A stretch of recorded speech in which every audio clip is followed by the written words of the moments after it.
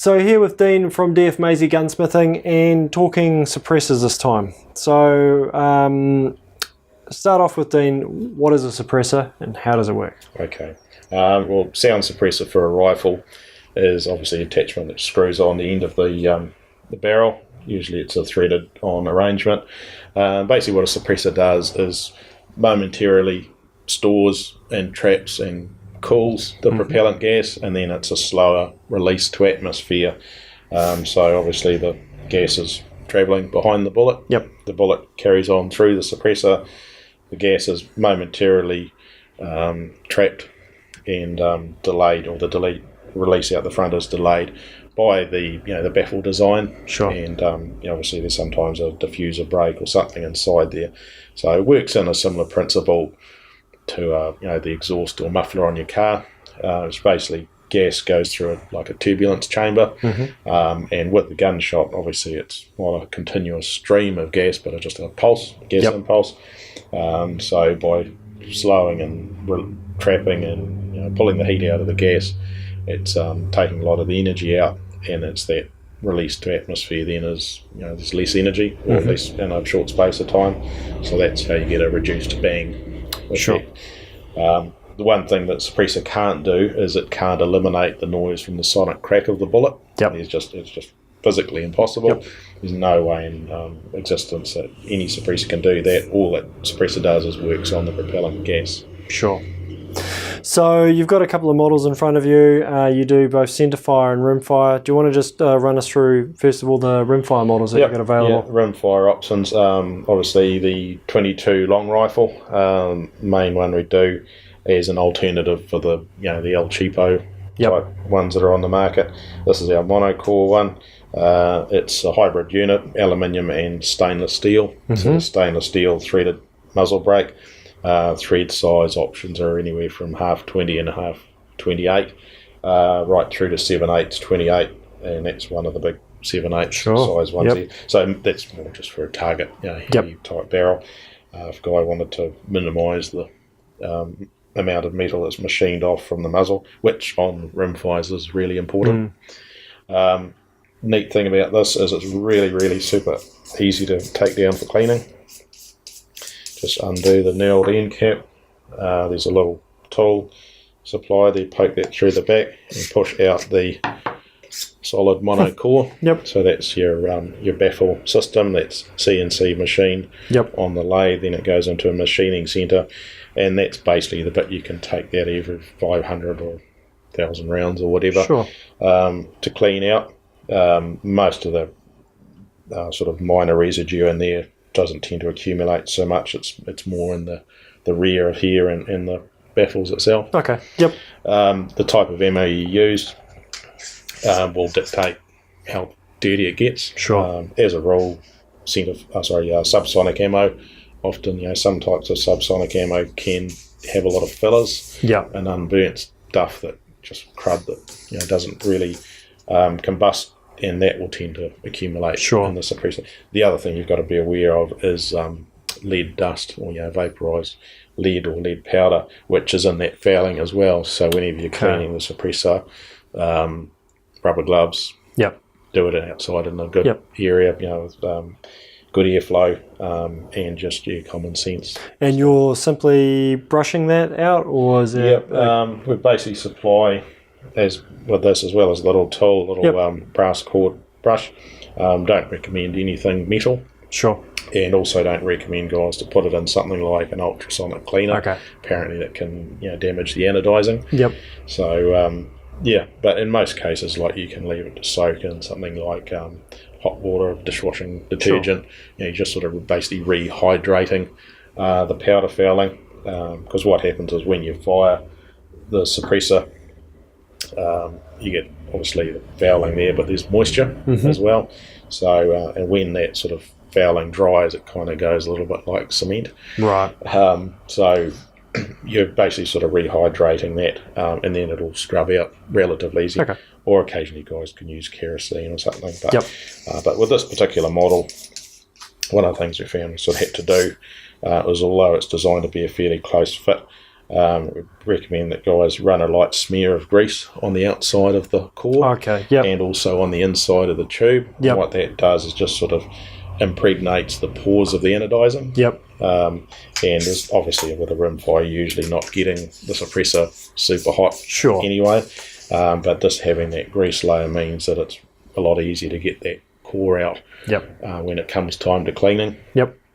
Because if you don't do that, if you forget to do that, they can actually be pretty hard to get out. So, in the case of that one, pretty straightforward. It's super easy. I mean, you can't put the core in the wrong way. Okay, sure. It's it's kind of as idiot proof as you can get it. And the other model that you've got here as well? Yep, that's a relatively new one. I think I've only been doing this one for about 6 months or so. This is a Varminter model. Yep. Now, the difference with this one is it actually has stainless steel mid baffles. Sure. So they're actually individual baffles. So there's 5 individually removable baffles, a titanium spacer sleeve, and where the threads, it's obviously a stainless steel muzzle brake.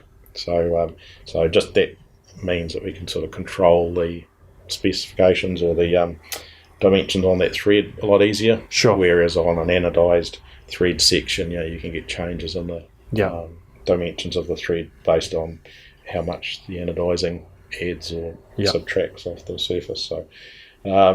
So this one here is, I mean, it's suitable for anything from 22 long rifle to like 22 Hornet. Okay. Yep. So it sort of bridges the gap between the rimfire only suppressors and the bigger muzzle can centerfire type suppressors.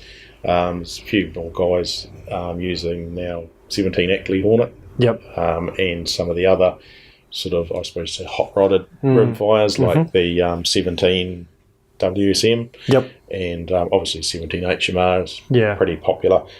So this one we've got as an option of 17 cal only. Okay. With a smaller end baffle and smaller clearance size mid baffles for the 17 cal only, or there's the 22 cal which does as a 17 and as well. 22 as well. So we'll get some close-ups of that later on, just showing how that comes apart. But basically, because it's all stainless, all the mid baffles are stainless, just means that it's a lot stronger, and there's less chance of things wearing out. I mean, the guys have been running these on 22 Magnum as well, and 17 HMR for a few years, and for most cases they're fine, for recreational shooting. But if guys are doing high volume, commercial shooting, then obviously the stainless one is going to bit more robust for them. Yeah, it lasts a lot longer.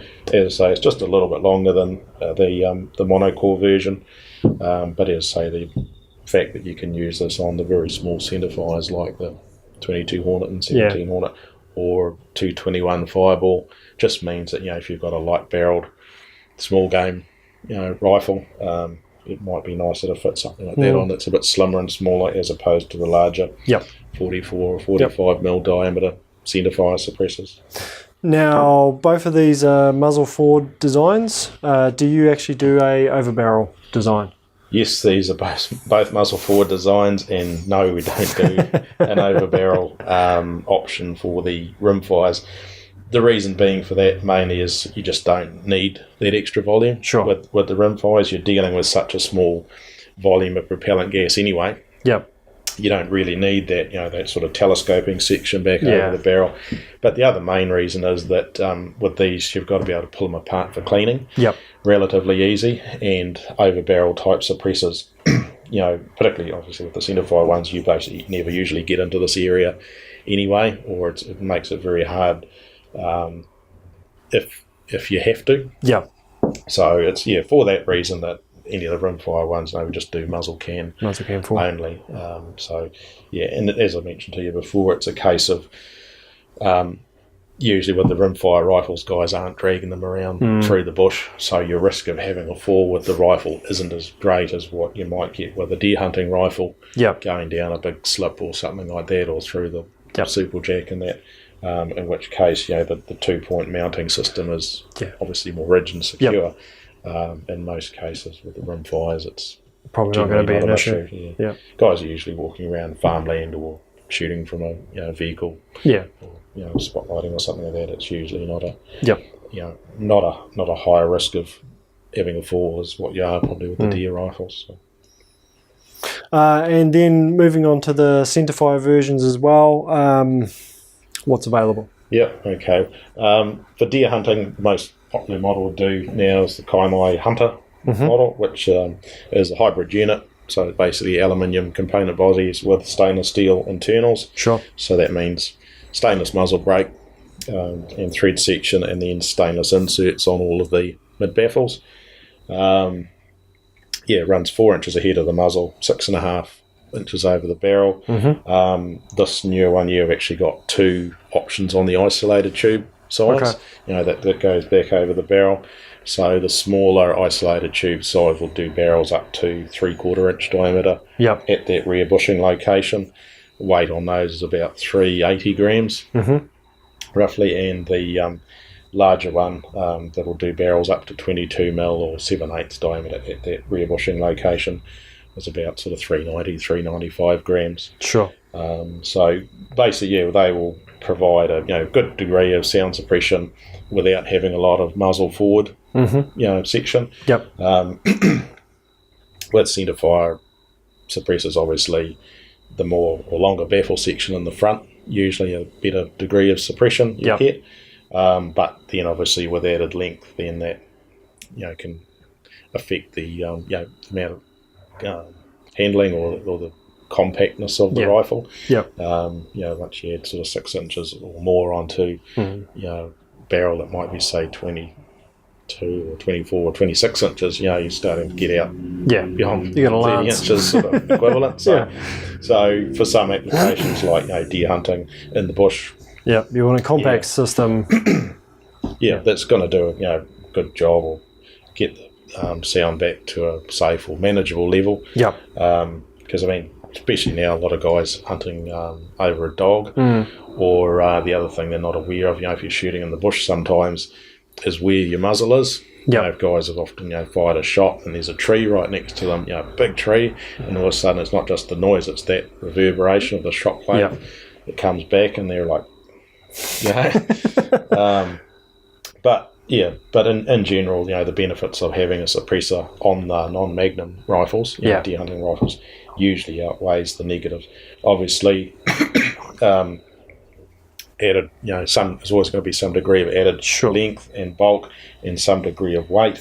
Some guys are really, really fussy about the weight. Well, there are options available there, but with bare aluminium that it doesn't have any stainless steel in it, the lifespan is reduced, limited. So you end up either having to replace parts or replace the whole suppressor in some cases, prematurely, and I know guys that have had to replace suppressors in as little as 300 rounds, where they've failed, or start replacing baffles every 300 or 400 rounds, or on a 2-3 where after 800 rounds the whole suppressor was buggered.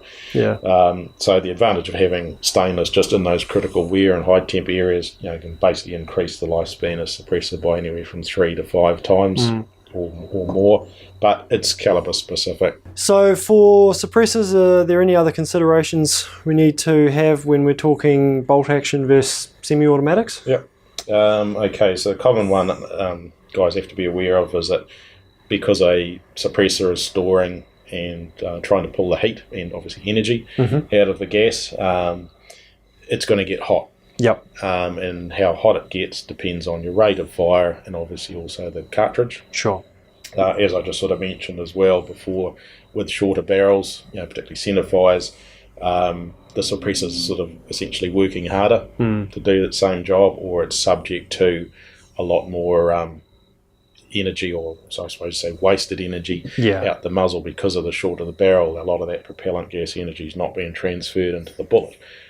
It's just sort of being wasted out the muzzle, so the suppressor has to work harder or do a better job to contain that. Conversely, longer barrel will be a little bit quieter with the same suppressor, same cartridge. So you basically have to be aware of the heat factor.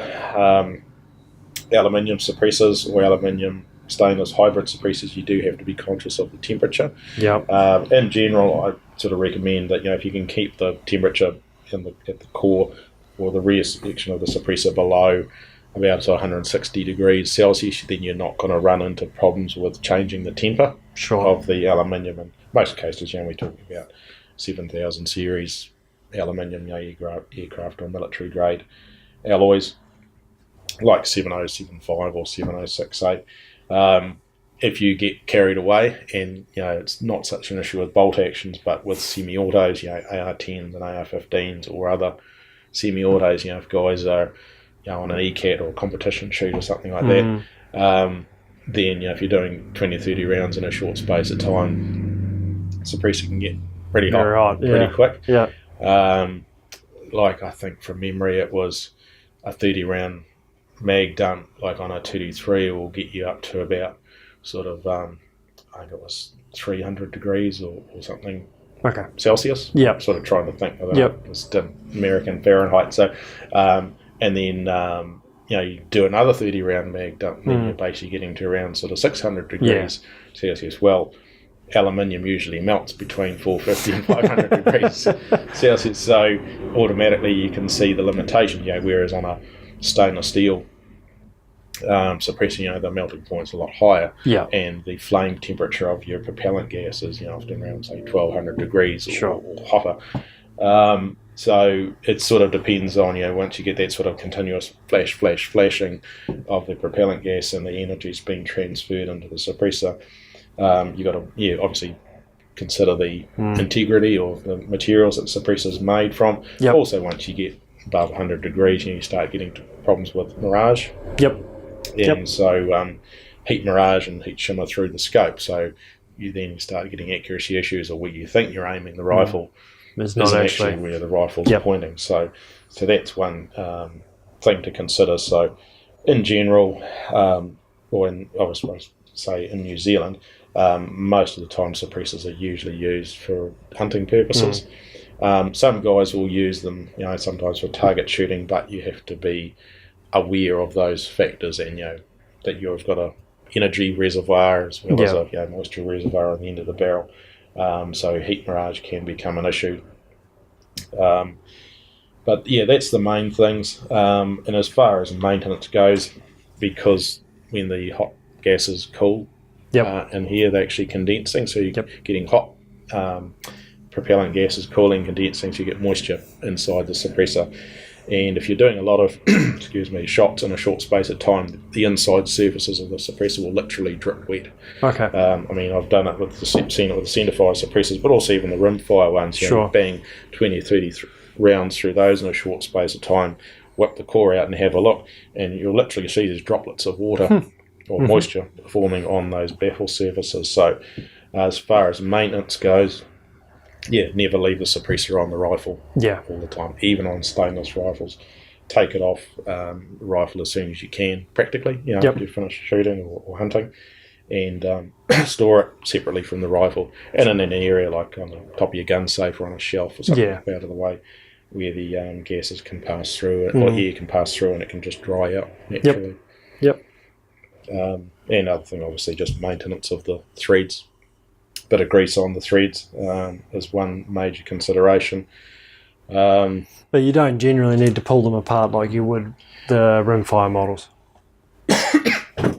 No, with the centerfires, no, because they're filthy dirty orifices. And I sort of generally, I had to pull a few of them apart, and you just don't want to, unless you have to. And a lot of guys, buy the modular type suppressors, will think, that's great, pull it apart for cleaning. Well, just don't do it unless you absolutely have to for some reason. As I said, like the subsonics, like sometimes if guys are shooting subsonics, maybe on something like a blackout, maybe every 500 or 1,000 rounds you may want to pull it apart. But by and large, most of the centerfire suppressors, guys usually end up buying the ones that are sealed units, or that are one piece, sort of tube like that.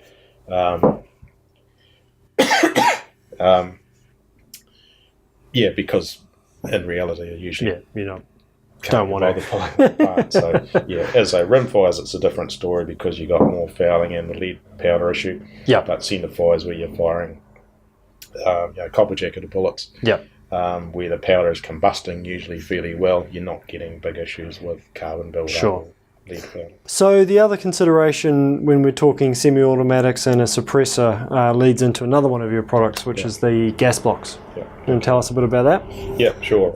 So as we did in the other video, we do the adjustable gas blocks for the AR type rifles.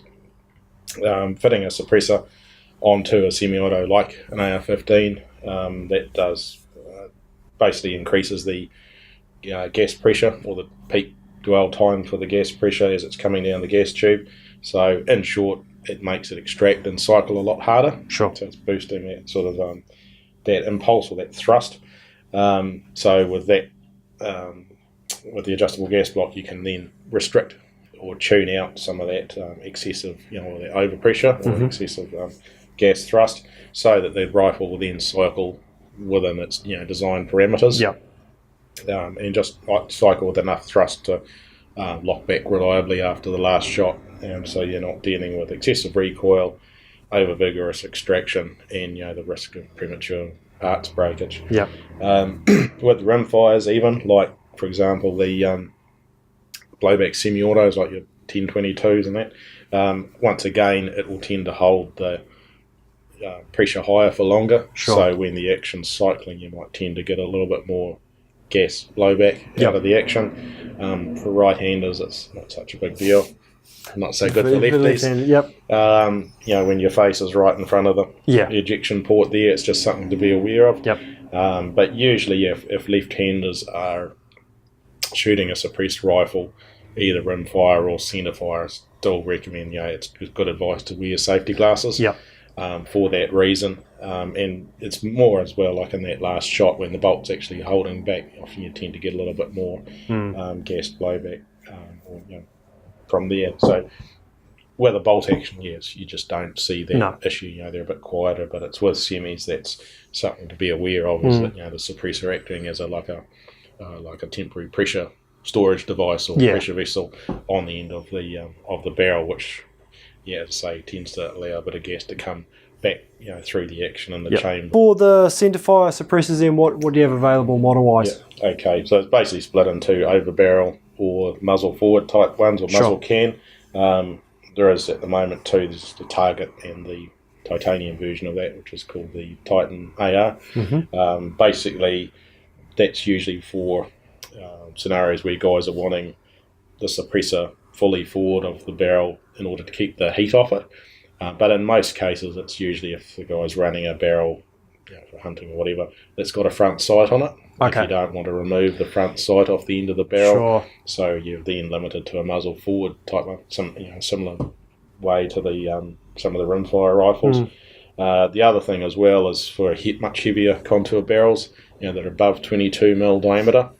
Right. You'll see it like with our ones and a lot of other ones on the market.